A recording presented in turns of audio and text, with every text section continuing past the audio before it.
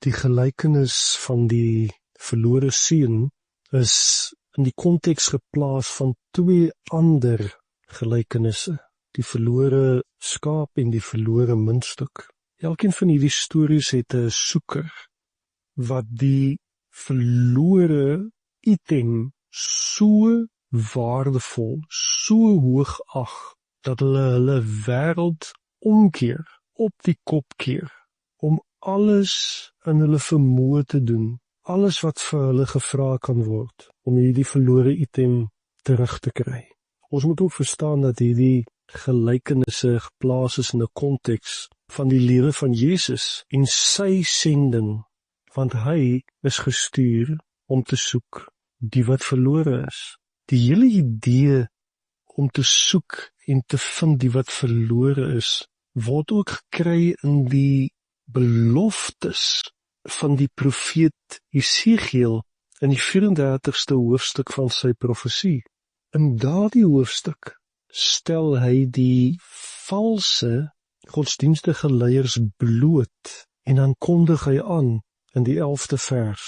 Ja, so sê my Heer, die Here, kyk, ek self, ja, ek gaan omsien na my kleinvee en hulle opspoor. As Jesus hierdie storie vertel het in Lukas 15, het hy beslis na hierdie gedeelte in Jesegiel verwys. Die eerste hoorders van hierdie storie sou dit vinnig geplaas het. In Lukas 15 word hierdie gedeelte in Jesegiel eintlik beliggaam en bou dit op deur eerstens die skaapwagter wat alles waag om sy verlore skaap te vind. Verder die vrou wat die hele huis omkeer om die verlore muntstuk te vind. En dan kom dit uiteindelik by die hoogtepunt, met die terugkeer van die verlore seun. Maar daar is 'n interessante vraag wat ons vir mekaar moet vra, en dit is: wie het gaan soek vir die verlore seun? Wie het die verlore seun gaan vind?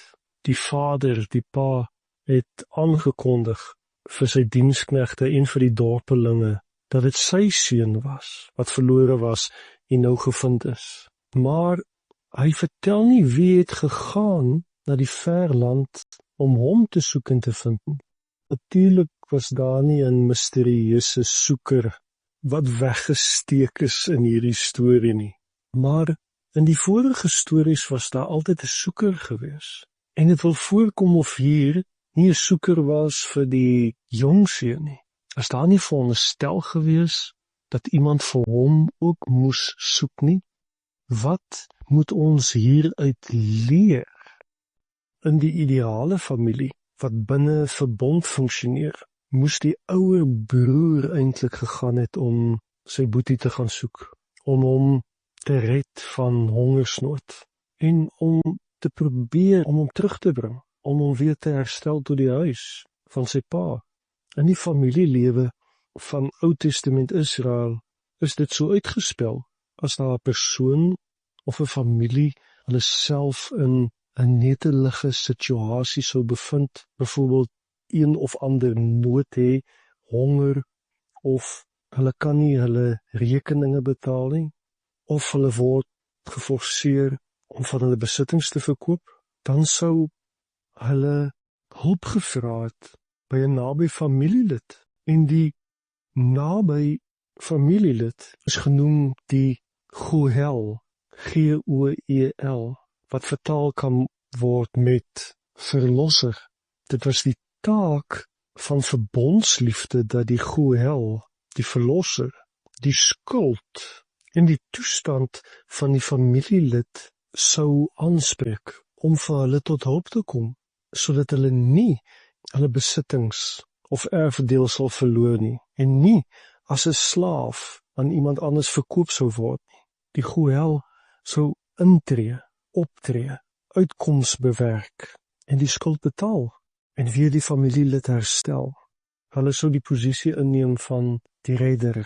Maar in die storie wat Jesus nou vertel het, was daar nie 'n Goel nie. Die enigste kandidaat was die ouer broer, maar ons weet baie goed dat hy met sy gesindheid, met sy uitkyk op die lewe en verstaan van die lewe, baie gelukkig sou wees om te sien hoe sy jonge broer heeltemal vergaan in die verland.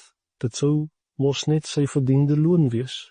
Maar hierdie storie pas dan nie lekker in die vorige 2 stories in nie. Die skaap was verlore, maar hy het nie self een oggend wakker geword en besluit om terug te gaan na die skaapkraal toe nie. Die skaap was totaal en al onbevoeg om sy pad terug huis toe te vind. Net so het die muntstuk niks te doen gehad met die feit dat dit weer gevind is nie en weer op die regte plek geplaas is nie. Dit was alles die inisiatief van die vrou, net soos dit die inisiatief van die herder was, om te soek en te vind dit wat verlore was. Maar die verlore seun, Jesus het eenvoudig gesê dat hy tot homself gekom het, teruggedink het aan sy vrygewige pa, en die vreugde van almal wat in die ontvangkant was van hulle pa se vrygewigheid. So ek moet weer vra, wie het gegaan in die woestyn in van die ver land? Wie het na die donkerte en die hulpeloosheid van die jong man se gedagtes gegaan? Wie was die woord van hoop oor 'n vader se liefde? Wie het gegaan na waar die verlore seun was, om hom terug te bring huis toe, daar waar hy hoort? Sien ons nie hier ook die soekende God in die gelykenis van die verlore seun nie? Onthou tog dat hierdie 3 gelykenisse vertel is om te verduidelik aan al die hoorders hoe kon Jesus gesit het as 'n vriend in gemeenskap met die onaantastbare tollenaars en sondaars. In die oë van hierdie godsdienswaghonde het Jesus gesit tussen verwerplike varke. En die storie wat Jesus vertel is besig om plaas te vind nou hier in almal se teenwoordigheid voor almal se oë. Jesus vertel die storie om te verduidelik waar hy nou sit. Hy sit saam met hierdie tollenaars, maar hulle is die verlore seuns in die verland. En Jesus verklaar met hierdie storie dat hy is die groot soeker.